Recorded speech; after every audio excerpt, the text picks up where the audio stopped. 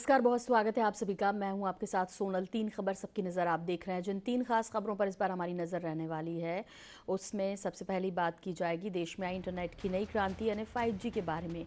देश में आज 5G मोबाइल सर्विसेज की शुरुआत हो चुकी है। इंडियन मोबाइल कांग्रेस में प्रधानमंत्री नरेंद्र मोदी ने 5G सर्विसेज लॉन्च की। बात करेंगे दूसरी खबर की तो वो होगी मध्य प्रदेश से दमोह की, जहाँ एक बार फिर विधायक रामबाई विवादों में है। विधायक का एक वीडियो सामने आया जिसमें विधायक सबके सामने कलेक्टर को ढोर हो क्या बोलते हुए नजर आ रही हैं। जिसके बाद कलेक्टर ने विधायक रामबाई के खिलाफ FIR दर्ज करवा दी है।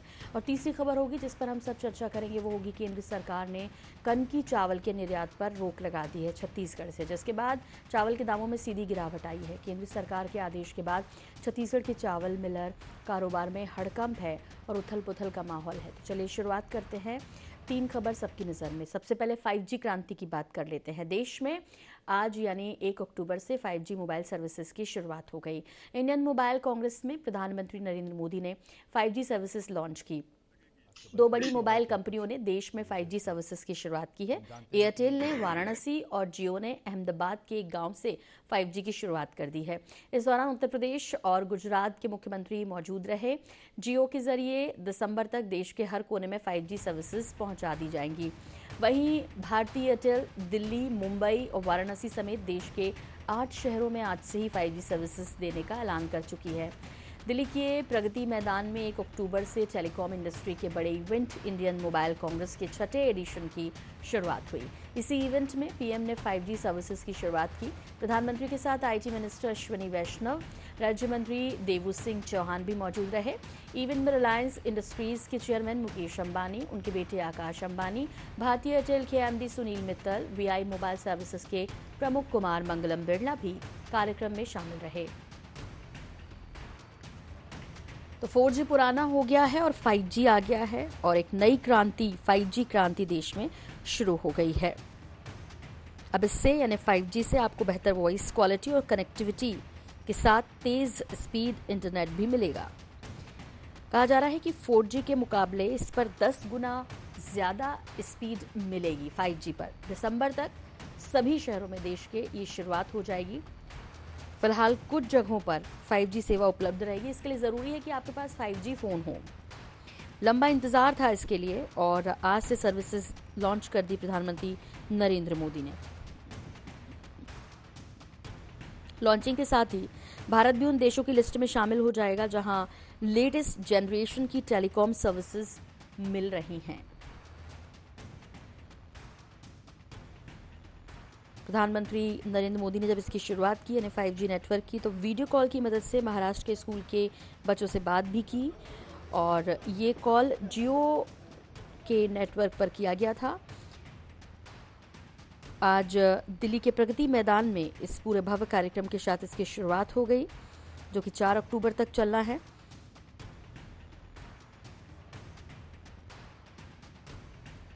तो आज देश की ओर से, देश की टेलीकॉम इंडस्ट्री की ओर से 130 करोड़ भारतवासियों को prime minister for inspiring all of us and giving us this digital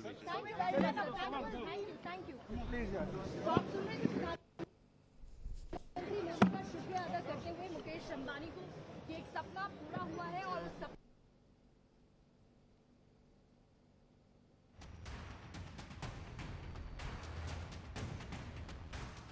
तो 5G यूज़ करने के लिए आपको नए सिम कार्ड की फ़िलहाल ज़रूरत नहीं होगी। अपने यदि आपके पास पुराना सिम है तो उसी पर आप ये नई सर्विसेज शुरू कर सकेंगे, लेकिन इसके लिए आपके पास 5G सपोर्ट वाला फ़ोन होना बेहद ज़रूरी है। 5G सपोर्ट ही नहीं, इसमें उन बैंड्स का भी होना ज़रूरी है जिस पर ये सर्विस उपलब्ध होगी।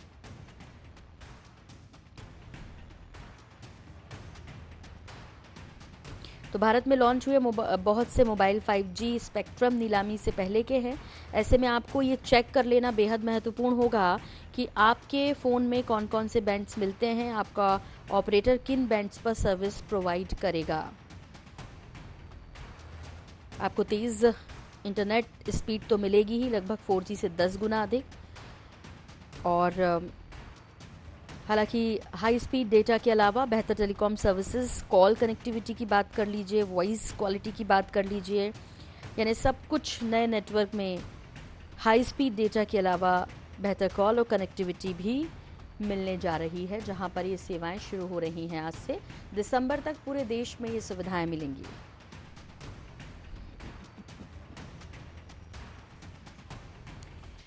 और अब अगली खबर का रुख कर लेते हैं। फिर बदजुबानी बात कर रहे हैं मध्य प्रदेश के बारे में। मध्य प्रदेश के दमोह जिले की पथरिया विधायक के बारे में। रामबाई परिहार नाम है जिनका, अक्सर अपने बयानों के चलते विवादों में रहती हैं। आप बहुत अच्छे से जानते होंगे। इस बार उनके निशाने पर जिले के कलेक्टर हैं।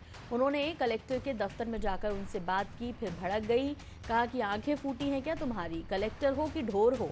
मामले में कलेक्टर ने विधायक के खिलाफ एफआईआर दर्ज करवा दी है। जानकारी के मुताबिक पथरिया विधानसभा से बसपा विधायक रामबाई परिहार और दमोह कलेक्टर एस कृष्ण चैतन्य के बीच हुए इस वाकये का वीडियो भी जमकर वायरल हो रहा है। सार्वजनिक रूप से कलेक्टर को ढोर, बेवकूफ और बदतमीज कहने का मामला अब तूल पकड़ता दिख रहा है। दरअसल पथरिया विधानसभा के नरसिंहगढ़ ग्राम पंचायत में शुक्रवार को मुख्यमंत्री जन समस्या निवारण शिविर का आयोजन हुआ, जिसमें प्रमुख अधिकारी नहीं पहुंचे, जबकि यहां पर बहुत सारी महिलाएं अपनी समस्याएं लेकर पहुंची थी। विधायक रामबाई को इसी बात पर गुस्सा आ गया और वे उन महिलाओं को लेकर कलेक्ट्रेट पहुंच गई।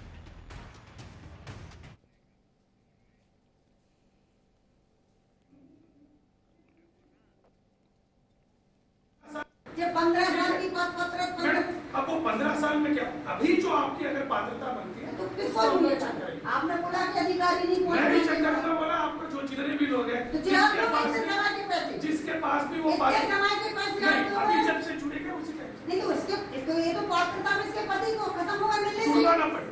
इतने दिन की सजा कर्मचारी को कौन देगा? चेक कर वो कोई अगर पात्रता ठीक है, चेक कराने की बात करते हो, ठीक है, कलेक्टर हो कि ढोर हो, बेवकूफ आदमी, क्यों कलेक्टर की कुर्सी पे बैठे हो जब तुम्हारे लिए इतना तरीका नहीं है? तो किस तरह कलेक्टर से बात कर रही हैं रामबाई, पथरिया विधायक दमोह के, जिनका ये पहला ऐसा वीडियो नहीं है जो कि वायरल हो रहा है, जो इस तरह की भाषा का इस्तेमाल करती हैं। एक जनप्रतिनिधि होने के बाद एक प्रशासनिक अधिकारी से किस तरह बात की जाती है, शायद इसका अंदाज़ा नहीं। ठीक है, आप महिलाओं के पक्ष में वहाँ पहुँची थी और उनकी मदद करना चाहती थी, लेकिन लहजा तो ठीक रखा जा सकता है। आप किसी भी अधिकारी को, ख़ास तौर पर कलेक्टर जैसी सीट पर व्यक्ति बैठा हुआ है, और ऐसे में आप उसके साथ इस भाषा में तमाम महिलाओं के बीच, तमाम अधिकारी कर्मचारियों के बीच उनको इस तरह लताड़ रही हैं, किसी भी तरीके से ठीक नहीं। जनप्रतिनिधियों को अपनी ज़ुबान पर बेहद लगाम लगाने की आवश्यकता पिछले कुछ दिनों से ज़रा ज़्यादा ही महसूस हो रही है। हालांकि रामबाई को सबसे ज़्यादा है। तो रामबाई ने कहा कि आंखें फूट गई हैं क्या, बेवकूफ़ हो क्या, ढोर हो क्या, तुम्हें समझ नहीं आता। पथरिया विधायक रामबाई हैं, और जो कि अक्सर इसी तरह अपने बयानों की वजह से, अपनी भाषा की वजह से सुर्खियों में रहती हैं। लेकिन ये जनप्रतिनिधि, ये लोग इनको वोट करते हैं, जिताते हैं, लेकिन अब तक वो ये सीखी नहीं है कि कैसे जनप्रतिनिधि होने के नाते उनके कर्तव्य हैं और उनको कितना तोल मोल कर बोलने की आवश्यकता है। चेक कराने का मतलब क्या है? चेक कराने का, जब उस शिविर में कोई तुम्हारे कर्मचारी नहीं आ रहे, एसी के अंदर बैठे हैं और कह रहे हैं चेक कराने का मतलब क्या है? चेक कराने का बताए तो थोड़ी के क्या होता है। इन गरीब महिलाओं की इनकी जो है, जिनकी 15 साल उनके पति के पेमेंट बोली में गई पेंशन नियम में आते हैं क्या? कर्मचारियों की आंखें नहीं फूटी हैं जब 15 साल से बैठी पूरा चेक कराएंगे madam. Retired IAS Devendra Singh साहब हमारे साथ जुड़ रहे हैं, उनसे और बातचीत करते हैं इस विषय पर। देवेंद्र जी, यदि आप मेरी आवाज़ सुन पा रहे हैं तो ये रामबाई ने एक बार फिर से इस तरह की हरकत की है, या कहें कि उनके बिगड़े बोल जो कि कलेक्टर पर वो बरसी और वाकई उन्होंने सारी हदें पार कर दी। क्या प्रतिक्रिया है इस पर सबसे पहले आपकी? देखिए, ऐसा था कि कानून सबके लिए बराबर होता है, चाहे वो विधायक हो चाहे वो कोई और हो। और हाल में ये देखा जा रहा है करके जब से भारतीय जनता पार्टी पावर में आई है, तब से विधायकों का और ये अनुशासनहीनता, अनरूलीनेस, विधायक के साथ लोग घुस जाएंगे और विधायक पर विधायक उनके जो चमचे हैं वो भी अपने आप को अधिकारी समझने लगे हैं। तो श्रीमती रामबाई का जो ये प्रकरण है, इसमें प्रशासन को और शासन को कड़ी कार्रवाई करना चाहिए। एमएलए के विशेषाधिकार होते हैं तो उन विशेषाधिकारों का प्रयोग वो विधानसभा में करें, थाने में या कलेक्टर के सामने न करें। जिस कलेक्टर से आप उम्मीद करते हैं कि पूरे जिले को चलाएगा, यदि उसकी कलेक्टर की आप सार्वजनिक बेइज्जती करें तो फिर किस प्रकार से वो लोगों को कंट्रोल कर पाएगा। और ऐसे जनपद अध्यक्ष, जिला पंचायत अध्यक्ष, जिला पंचायत मेंबर, मंडल अध्यक्ष, दुनिया भर के लोग प्रशासन पर दबाव डालते हैं और इसलिए पिछले 15-17 सालों में प्रशासन जो है वो बिल्कुल घुटनों पे आ गया है और निष्पक्षता उसकी समाप्त हो चुकी है। और इसीलिए आम जनता की सुनवाई भी नहीं हो रही, इस पे काम भी नहीं हो रहे और नेता लोग 5 साल के लिए चुन के आते हैं और सोचते हैं कि हम सब कुछ हैं, जबकि कलेक्टर 35 साल नौकरी करता है और प्रशासन के सबसे ऊपर लेवल तक जाता है। एक्चुअली इस तरह आजकल के नेताओं को बात करने का तमीज नहीं है। इनको ये सिखाया जाना चाहिए जब विधायक बन के आते हैं तो अधिकारियों से कैसे डील करें, अधिकारियों को कैसे सम्मान करें, तभी उनको सम्मान मिलेगा। ये दादागिरी करके, डांट फटकार, गाली गलौज करके विधायक कुछ हासिल करने वाले नहीं हैं। शासन को श्रीमती रामबाई के खिलाफ कड़ी कार्रवाई करना चाहिए। जी बिल्कुल। ये जो आईएएस एसोसिएशन है, अब उन्होंने भी ज्ञापन देने की बात की है, शिकायत करने की बात की है, चूंकि एफआईआर तो करवाई चुके हैं कलेक्टर साहब। हाँ जी। अब वो एसोसिएशन जो है ना, उसमें जो अध्यक्ष और सचिव होते हैं ये सीनियर ब्यूरोक्रेट होते हैं जी। और आईएएस एसोसिएशन ने कभी आर पार की लड़ाई शासन से लड़ी हो ऐसा मुझे याद नहीं आता किसी अधिकारी की इज्जत के लिए। इसलिए एसोसिएशन का ज्ञापन देना तो एक औपचारिकता है, क्योंकि ज्ञापन तो मुख्यमंत्री को देंगे परंतु आएगा तो वापिस लौट के चीफ सेक्रेटरी के पास, उसके बाद होम सेक्रेटरी या जिसके भी पास जाएगा। अधिकारी तो वही हैं।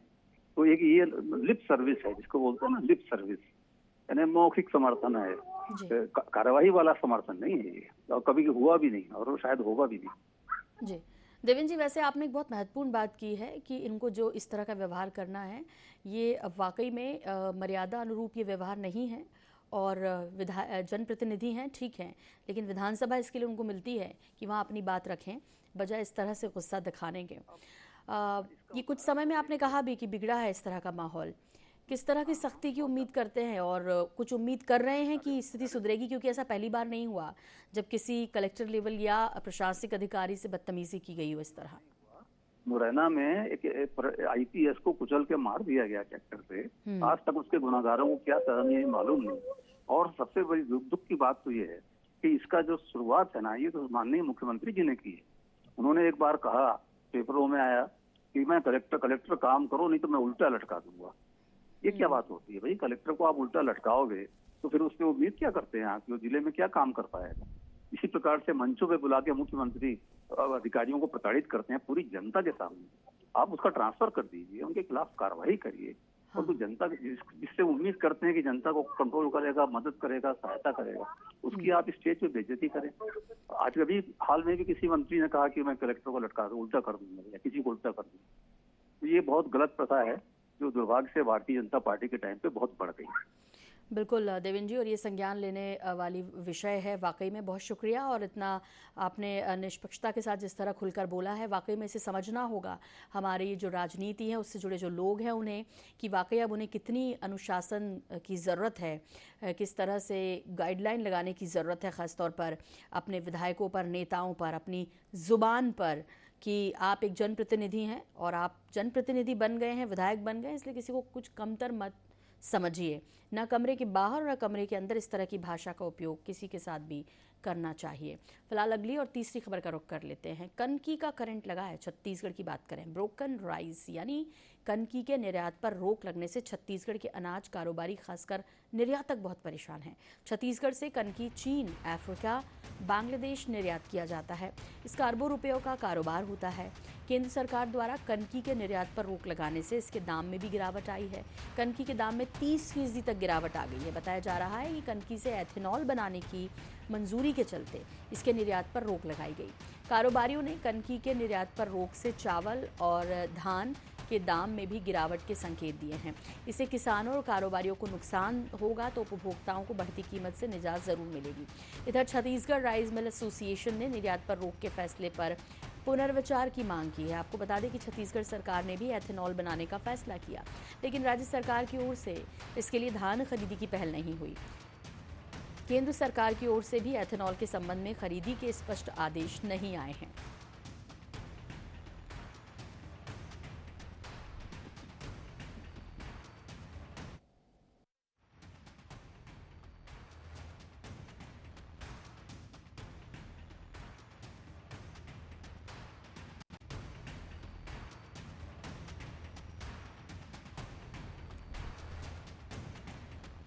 तो कनकी का करंट लगा है, लेकिन ये कारोबारियों पर लगा है, जो निर्यातक हैं खास तौर पर उन पर लगा है। लेकिन उपभोक्ताओं के लिए राहत भरी खबर हो सकती है कि अब दाम जो हैं गिरेंगे। जो ब्रोकन राइस है, जो टूटा चावल कहलाता है, उसके दाम गिरेंगे और राहत मिलेगी इस बढ़ती महंगाई के बीच। चूँकि राज्य सरकार भी एथेनॉल बनाने की बात कह चुकी है और केंद्र सरकार ने भी इसको मंजूरी दी है, तो बांग्लादेश, अफ्रीका जैसे कई देशों में जहाँ कनकी का एक्सपोर्ट होता है वहाँ पर बैन कर दिया गया है। इसकी वजह से जो निर्यातक हैं, कारोबारी हैं, उनमें तो हड़कंप है, लेकिन जनता के लिए राहत की बात हो सकती है, आम उपभोक्ताओं के लिए।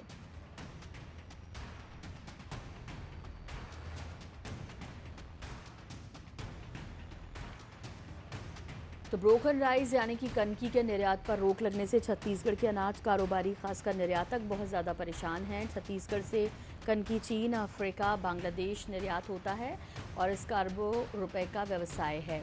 केंद्र सरकार द्वारा कनकी के निर्यात पर रोक लगाने से इसके दाम में भी गिरावट आ गई है। कनकी के दाम में लगभग 30% की गिरावट बताई जा रही है। बताया जा रहा है कि कनकी से एथेनॉल बनाने की मंजूरी के चलते इसके निर्यात पर रोक लगी। कारोबारियों ने कनकी के निर्यात पर रोक से चावल और धान के दाम में भी गिरावट के संकेत दे दिए हैं। इससे किसानों और कारोबारियों को नुकसान तो होगा, उपभोक्ताओं को बढ़ती कीमत से थोड़ी राहत जरूर मिलेगी। इधर छत्तीसगढ़ राइस मिल एसोसिएशन ने निर्यात पर रोक के फैसले पर पुनर्विचार करने की मांग की है। आपको बता दें कि छत्तीसगढ़ सरकार भी चूंकि एथेनॉल बनाने का फैसला ले चुकी है, लेकिन राज्य सरकार की ओर से इसके लिए धान खरीदी की पहल नहीं हुई। केंद्र सरकार की ओर से भी एथेनॉल के संबंध में खरीदी के स्पष्ट आदेश नहीं आए हैं।